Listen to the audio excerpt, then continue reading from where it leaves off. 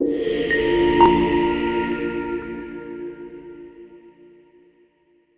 Morning friends.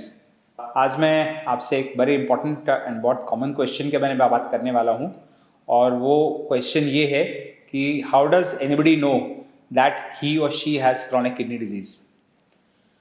तो ये word या टर्मिनोलॉजी क्रॉनिक किडनी डिजीज का मतलब क्या है? Usually chronic kidney disease is defined as the presence of either some structural और functional damage to the kidney for 3 or 4 months।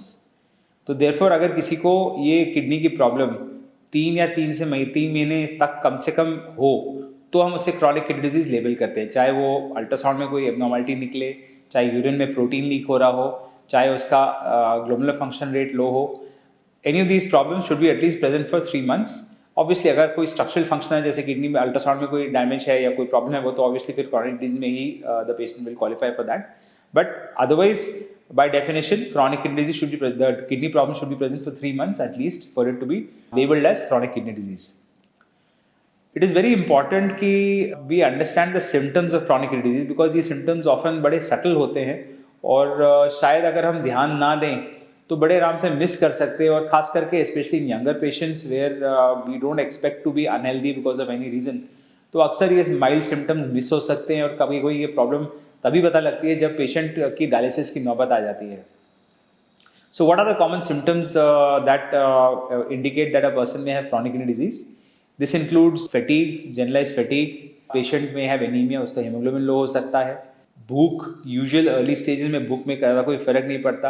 Early stages में कभी कभी थोड़ी सूजन आ सकती है, या तो चेहरे के आसपास या फिर आंखों के आसपास सूजन आ सकती है, पैर पे सूजन आ सकती है। Sudden onset of blood pressure, खास करके extremes of age, young patients में या बहुत एल्डरली पेशेंट्स में सडनली अगर बीपी हो जाए, और खास करके अगर वो ब्लड प्रेशर कंट्रोल करना डिफिकल्ट हो, तो chronic kidney disease should be look for. Anyways, अगर एक पेशेंट को हाइपरटेंशन डायग्नोज होता है, तो इट इज़ वेरी इंपॉर्टेंट कि उसके लिए उस हाइपरटेंशन के हम सेकेंडरी कॉजेज ढूंढें। सेकेंडरी कॉजेज मतलब उसका कोई ऑब्वियस कॉज है, जैसे chronic kidney disease, that could be also be the cause of hypertension. So अगर पेशेंट को सडन ऑनसेट ऑफ हाइपरटेंशन है, हाइपरटेंशन जो 2 या ज़्यादा दवाइयों से कंट्रोल नहीं हो पा रहा, या एक्सट्रीम्स ऑफ एज, बहुत यंग पेशेंट्स में हाइपरटेंशन है, या एल्डरली पेशेंट में सडनली हाइपरटेंशन शुरू हो गया, तो chronic kidney disease rule out करना बहुत ज़रूरी है।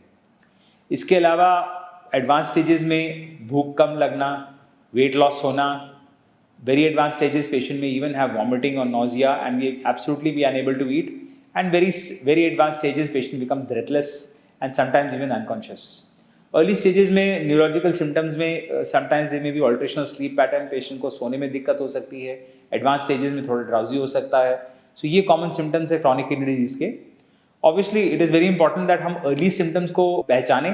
So early symptoms would be a little bit of swelling around the eyes, maybe a little bit of swelling on the feet, hypertension which has suddenly come up, fatigue, hemoglobin being low। so ये अक्सर common symptoms हैं जिसके बारे में हमें further checkup कराना चाहिए, ताकि अगर कोई अंडरलाइन किडनी प्रॉब्लम हो तो वो पिकअप हो जाए।